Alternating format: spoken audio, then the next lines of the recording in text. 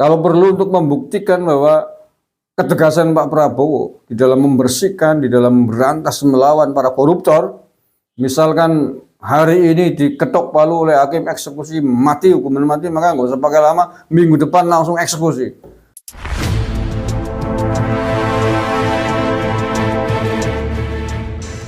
Assalamualaikum warahmatullahi wabarakatuh. Mungkin sudah menjadi catatan sejarah ya. Hampir setiap hari ada saja peristiwa dan video menarik dari Kang Deddy Mulyadi, Gubernur Jawa Barat yang baru. Kemarin saya ngangkat tentang kebijakan Kang Deddy Mulyadi terkait dengan penghapusan pembayaran tunggakan pajak.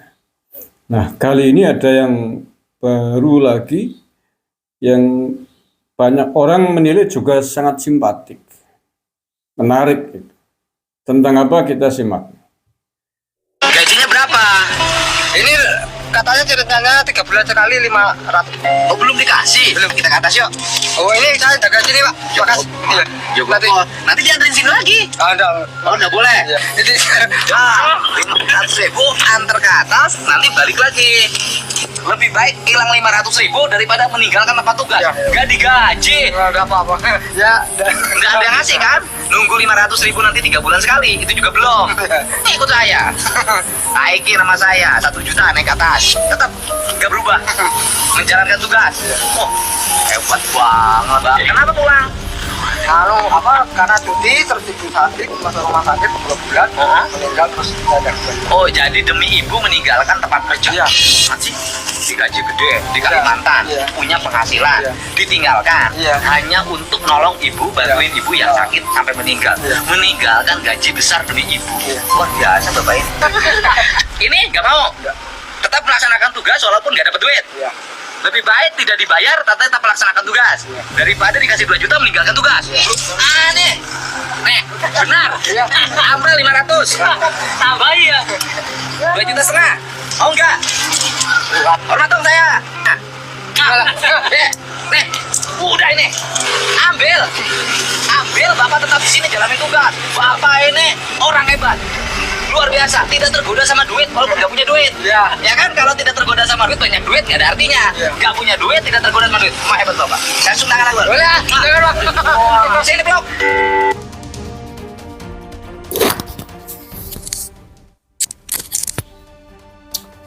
Oke, saya tidak tahu itu video kapan. Apakah setelah jadi Gubernur Jawa Barat ataukah sebelum? Saya nggak tahu. Tapi yang jelas itu saya baru tahu videonya. Barusan beredar di grup WhatsApp saya. Anyway, itu peristiwa yang unik, bagus, menarik, dan memang layak untuk diangkat, layak untuk diviralkan. Karena setidaknya dari video tersebut Kang Deddy Mulyadi belajar tentang kejujuran kepada masyarakat di level yang tidak paling bawah tapi level bawah lah ya, kelasnya hansip gitu ya, tidak ada apa-apanya kalau dibanding dengan pejabat-pejabat negara yang lain. Dengan gaji tadi berapa, digaji 500.000 3 bulan itu pun belum dibayarkan, tetapi dicoba disuap oleh KDM dengan uang sampai 2.500.000 hanya untuk ngikutin Kang Deddy ya. Tapi pekerjaannya mengamankan jalan harus ditinggalkan dulu, dan Pak Hansip ini tidak mau meninggalkan tugasnya hanya demi uang. Ini adalah pelajaran yang sangat berharga, saya kira bukan hanya bagi Kang Deddy Mulyadi tapi juga bagi kita semuanya. Bagaimana kita memiliki etos kerja, pengabdian yang jujur, yang ikhlas, tanpa bisa digoda oleh uang suap sebesar apapun. 2.500.000 mungkin bagi sampean yang punya uang bukan uang gede ya, bukan uang yang besar, tapi bagi seorang pekerja sekelas hansip yang bayarannya 500.000 setiap 3 bulan, uang segitu tentu sangat besar. Itu berapa kali lipat gajinya Pak Hansip itu? Ya 2.500.000. Berarti kan 3 kali 5. Gaji sebanyak 15 bulan itu dikasihkan disuap tapi meninggalkan kerjanya, meninggalkan tugasnya, nggak mau dia. Ini luar biasa itu Kang Deddy. Kalau masih ingat dengan video ini, layak itu Bapak Hansip tadi diangkat menjadi kepala Satpol PP kalau perlu.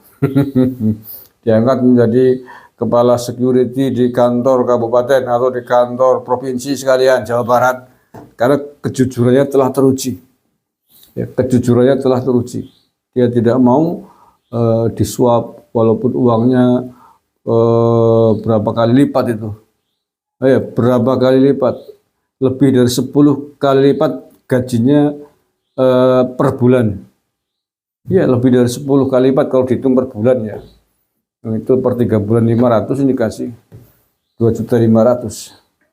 Ya, biasa. Jadi saya sepakat, layak kalau kemudian KDM mencium tangannya sebagai sebuah tanda hormat, sebuah penghargaan atas ketulusan Pak Hansip di dalam menjalankan tugasnya, walaupun tidak dibayar gede, tapi tanggung jawabnya melebihi gedenya ketimbang pejabat-pejabat lain yang gajinya sudah gede, tapi masih mau korupsi dengan jumlah yang sangat gede juga gitu.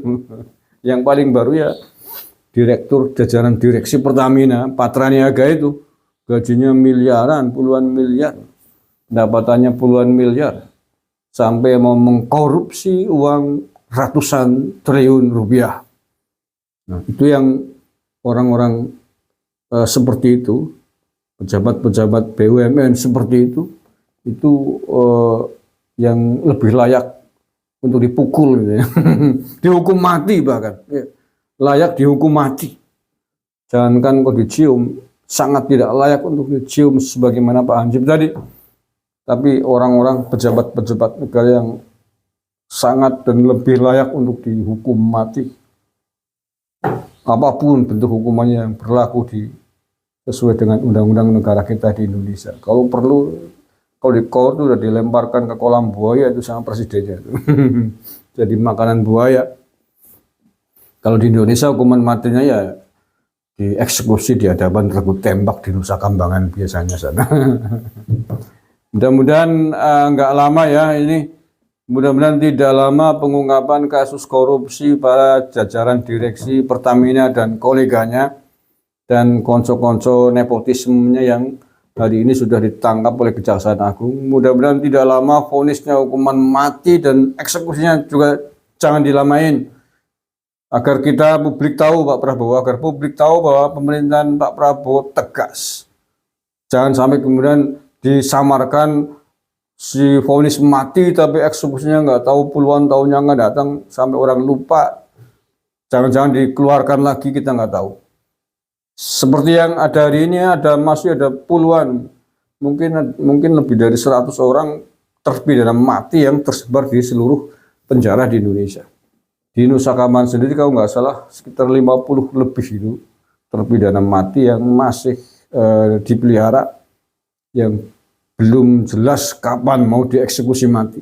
Bahkan ada beberapa napi dengan eksekusi mati yang belum sempat dieksekusi, tapi sudah meninggal duluan di penjara. Nah, untuk kasus besar seperti ini, contohnya tadi kasus korupsinya jajaran direksi Pertamina dan juga rekanan bisnisnya, para mafia minyak itu, kalau perlu untuk membuktikan bahwa ketegasan Pak Prabowo di dalam membersihkan, di dalam memberantas melawan para koruptor, misalkan hari ini diketok palu oleh hakim eksekusi mati, hukuman mati, maka nggak usah pakai lama, minggu depan langsung eksekusi. Biar masyarakat tahu, masih segar ingatannya, tidak lupakan kasusnya sebagai sebuah bukti ketegasan Pak Prabowo yang beberapa momen kemarin pada saat kampanye maupun pasca dilantik menjadi presiden, meneriakan akan melawan sampai ke lubang semut sekalipun para koruptor, sampai ke Antartika kan begitu. maka itu dibuktikan, Pak. Ya, Pak Prabowo, khususnya Pak Prabowo ini buktikan bahwa tekad pemerintah kita, tekad Indonesia di bawah kepemimpinan Pak Prabowo itu serius, bukan hanya omon-omon, bukan hanya jargon politik, bukan hanya kampanye politik, tapi diwujudkan dalam perbuatan yang nyata. Begitu koruptor besok diketuk hukuman mati karena korupsi yang begitu besar. Gak usah lama, sekarang hari ini diketuk hukuman mati, minggu depan langsung bawa Nusa Kambangan eksekusi mati.